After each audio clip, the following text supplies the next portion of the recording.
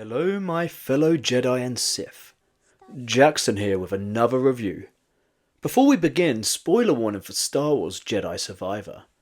Set 5 years after the events of the first game, Cal remains on the run from the Empire, and the game begins with him being captured on Coruscant by the Coruscant Security Force, CSF. Before you know it, you escape the planet and link up with your old crew, and go on a galaxy-filled adventure, trying to find a way to the mysterious planet Tanalorr, a possible haven and refuge for all enemies of the Empire. Standing in the way of Cal is former Jedi Master Dagan Gera, a Jedi from the High Republic era. Without completely spoiling the game, the story, for the most part, is well written and well paced, and takes some interesting twists and turns throughout. In fact, it's probably the best Star Wars story in a video game since the Knights of the Old Republic. The antagonists are surprisingly complex, which further adds to the quality of the story, and the protagonists are equally layered.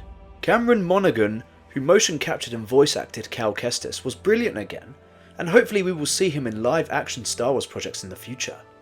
If I was to have one gripe with the story, it would be due to it staying grounded to a handful of planets, which narratively makes sense of course, but for me I was growing tiresome of constantly returning to Kobo and Jeddah. For a galaxy as expansive as Star Wars, and this being a video game, it would have been nice to explore more planets. If you have played the first game, Star Wars Jedi Fallen Order, then you will feel right at home with this game. Star Wars Jedi Survivor has refined and improved on what was already an excellent gameplay formula of action and exploration. The combat system now allows the player to use multiple different lightsaber stances, similar to how Jedi use different forms in the films and other mediums. For example, one stance focuses on dual wielding a lightsaber, whilst another focuses on using a double-bladed lightsaber. Each of the 5 lightsaber stances has its own skill tree with unique unlocks, and you are free to switch up your stances at meditation points and workbenches scattered throughout. This gives the player the opportunity to be creative or to switch up style against enemies or bosses and to get the edge on them. Furthermore, Cal's ability in the Force is stronger than it was in the first game, and there are a variety of different Force abilities you can unlock and upgrade. Killing enemies with lightsabers and the Force remains extremely satisfying, and the game encourages you to experiment with how you defeat the various stormtroopers, droids and beasts, to name a few. Now I'm not gonna lie, I was getting a lot of joy force grabbing purge troopers and dropping them off the edge. I promise you, I'm not weird. Well, maybe just a little. The game has multiple difficulty settings to cater for all players, such as a story mode all the way up to Jedi Master, the hardest difficulty. And you are free to change difficulty during your playthrough, just like I did. Like with most action-adventure games nowadays, there is also a New Game Plus mode once you complete the game. Exploration and traversal remains a large aspect of this game, and like combat, this has also been improved upon. This time, Cal was able to mount different beasts, including flying bird-like creatures, and has a grappling hook. Old abilities such as wall running also return. Cal and BD1 further unlock other abilities, such as dashing through force fields, which encourages the player to return to areas with newfound skills, similar to Metroidvania games.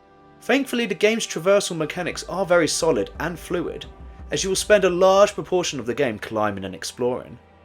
Unfortunately, at times it did feel like it was overkill, and that the developers were using it as a way to pad out their game.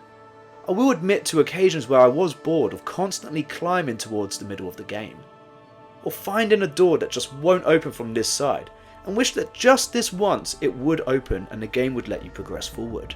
Customization is vastly improved upon from the poncho life of the first game, and now there are a lot more clothing options, hairstyles and facial hair choices for the player. Lightsabers also remain fully customizable, and you can routinely change up your whole look if you so please to. If you love your collectibles and side missions, this game has got you covered, with plenty to do away from the main story, and the introduction of a hub area where you can recruit new NPCs and complete missions for them is very much welcome. This is the one who stood up to the Bedlam Raiders! Now, this is where things start to get a little rough. It is well documented how poor the game runs on some systems, such as the PC version, and even with numerous patches since its launch, the game remains a buggy mess. For context, I completed the game on performance mode on a PS5, and for the most part it ran well, aside from the occasional frame rate dip. However, on more than one occasion I encountered some outrageous glitches, Admittedly, some of them were comical to experience, but one glitch did ruin a boss fight and subsequent cutscene, to the point where it completely checked me out of what was supposed to be a big character moment. Shameless plug, but that moment can be found on my playthrough on the channel. The game also crashed my whole stream in one instance, but thankfully my save file was never corrupted or progress lost, but I know that has been the case for some players. And unfortunately this appears to be a wider problem with the gaming industry as a whole nowadays. That has crashed the game. With games being released broken, buggy or incomplete to meet strict timelines and targets. Redfall is a glaring new example, and at present console seems to be the best method to play Jedi Survivor, and hopefully the game will continue to be patched on all platforms. Despite its technical flaws, Star Wars Jedi Survivor has an excellent story that spans multiple eras of the Star Wars universe, and is backed by solid combat and traversal mechanics that make playing the game mostly a joy. Although the climbing sections can feel like overkill at times, and revisiting the same planets multiple times can become tiresome and stale, the satisfaction from finding treasure and lore, as well as solving puzzles, is rewarding. Star Wars Jedi Survivor would be a must play for any Star Wars fan, if they can resolve the remaining issues with ongoing patches. Final score, 7.5 out of 10. Let me know in the comments below your experience from playing the game. Did you get plagued by bugs, or did you have a relatively smooth experience? And if you're new here, then please consider subscribing to my channel for regular gaming content, including live streams, reactions and reviews on a variety of different games. I'm always open to suggestions on what you would like to see me play next, and I love engaging with people when streaming, so stop on by either here or on Twitch. And on that note, I will see you next time, guys. Any last words, Purge Trooper? I didn't think so.